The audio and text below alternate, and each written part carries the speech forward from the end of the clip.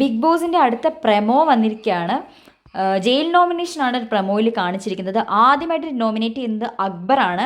അക്ബർ മിക്കവാറും നോമിനേറ്റ് ചെയ്യാൻ സാധ്യതയുള്ളത് ഷാനവാസിനെയാണ്, ഗെയിം നന്നായിട്ട് പൊളിച്ച് കയ്യിൽ കൊടുത്തതിന്. അതിനുശേഷം ലക്ഷ്മിയാണ് നോമിനേറ്റ് ചെയ്യുന്നത്. ലക്ഷ്മി പറയുകയാണ് കുത്തിത്തിരിപ്പ് ഏറ്റവും കൂടുതൽ ഈ വീട്ടിൽ കാണിക്കുന്നത് അക്ബറാണ്. അക്ബറിനെയാണ് ലക്ഷ്മി നോമിനേറ്റ് ചെയ്യുന്നത്.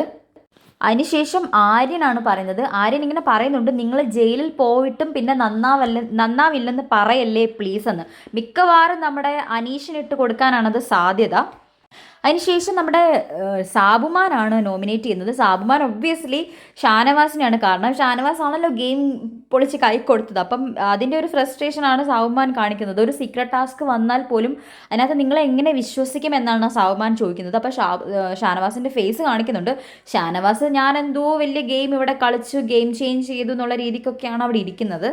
അതിനുശേഷം നമ്മുടെ നൂറയാണ് നോമിനേറ്റ് ചെയ്യുന്നത്. നൂറ ലക്ഷ്മിയാണ് നോമിനേറ്റ് ചെയ്യുന്നത്. ലക്ഷ്മിക്ക് ഇഷ്ടപ്പെട്ട ആൾക്കാർ എന്തെങ്കിലും ചെയ്താലും അത് കാണാത്ത രീതിയിൽ ലക്ഷ്മി കാണിക്കുന്നു, അല്ലെങ്കിൽ അത് അധികം മൈൻഡ് ചെയ്യാതെ മറ്റുള്ളവരിലേക്ക് ലക്ഷ്മി ഫോക്കസ് ചെയ്യുന്നു എന്നുള്ള രീതിയിലാണ് നൂറ പറയുന്നത്. അതിനുശേഷം ഷാനവാസാണ് നോമിനേറ്റ് ചെയ്യുന്നത്. ഈ ഷാനവാസും അനീഷും തമ്മിലുള്ള ഒരു ഫ്രണ്ട്ഷിപ്പ് ഭയങ്കര ഫേക്കാണ്. ഷാനവാസ് ആദ്യം വന്നിട്ട് അനീഷിന് കുറച്ച് പുറത്തൊരു സപ്പോർട്ട് ഉണ്ടെന്ന് കണ്ടപ്പം അനീഷിനെ കൂട്ടുപിടിക്കാൻ നോക്കി. ലാലേട്ടൻ വന്ന് ഒരു കോംബോ പുറത്ത് നിങ്ങൾ ഉണ്ടാക്കി കഴിഞ്ഞാൽ നല്ലതായിരിക്കും പുറത്തെന്നുള്ള രീതിക്ക് വന്നപ്പോൾ അനീഷിനും അതൊരു ഇൻട്രസ്റ്റ് തോന്നിയിട്ട് അങ്ങനെ മനഃപൂർവ്വം ഉണ്ടാക്കിയൊരു ഫ്രണ്ട്ഷിപ്പാണ്. ഇവർ തമ്മിൽ ശരിക്കും ഒരു ഫ്രണ്ട്ഷിപ്പും ഇല്ല. ഭയങ്കര വിസിബിളാണ്. രണ്ടുപേരും എൻ്റർലി ഡിഫറെൻറ്റ് ക്യാരക്ടറാണ്. അപ്പം ഷാനവാസ് വന്നിട്ട് അനീഷിനെ നോമിനേറ്റ് ചെയ്യുന്ന സമയത്ത് ഇങ്ങനെയാണ് പറയുന്നത്, നീ എൻ്റെ ഒരു ഫ്രണ്ട്ഷിപ്പ് എന്നൊരു ലേബൽ തന്നിട്ട് എൻ്റെ ഇങ്ങനെ ക്ലോസ് ചെയ്യാം എന്നുള്ളൊരു തിങ്കിങ് നിനക്ക് വേണ്ട, ഒരു ചിന്ത നിനക്ക് വേണ്ടെന്ന് പറയുന്നുണ്ട്.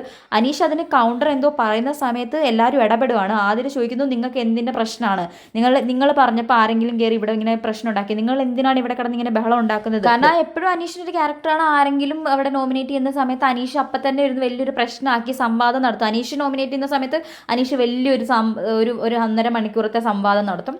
വേറെ ആരെങ്കിലും നോമിനേറ്റ് ചെയ്യുന്ന സമയത്ത് അത് അവർ നല്ലപോലെ എതിർക്കുന്നുണ്ട്. അതിനകത്ത് നെവിൻ ഷട്ടപ്പ് വരെ പറയുന്നുണ്ട്. ആതിര ഭയങ്കരമായിട്ട് ദേഷ്യപ്പെടുകയാണ്. കാരണം ആതിരയുടെ ഫേവറേറ്റ് ഒരാളാണ് ഷാനവാസ്. ആതിരയ്ക്ക് ഇഷ്ടമില്ലാത്ത ആളാണ് അനീഷ്.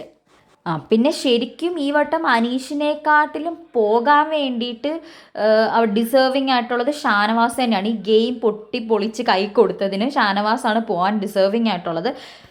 ഷാനവാസിൻ്റെ കൂടെ ഇനി പോകാൻ വേണ്ടിയിട്ട് ഉള്ള ഒരാൾ ആരാണെന്ന് നമുക്കതൊന്ന് കണ്ടറിയണം. ബിക്കോസ് അത് ബാക്കി എല്ലാവരും ഒരേപോലെ ഈക്വലാണ്. ഗെയിം കളിച്ചവരൊക്കെ നന്നായിട്ട് കളിച്ചു. ഷാനവാസ് ഗെയിം ബ്രേക്ക് ചെയ്തു.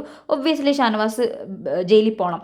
അടുത്തൊരാൾ ഇവരാരാണ് ചൂസ് ചെയ്യുന്നതെന്ന് നമുക്ക് കണ്ടു തന്നെ അറിയണം.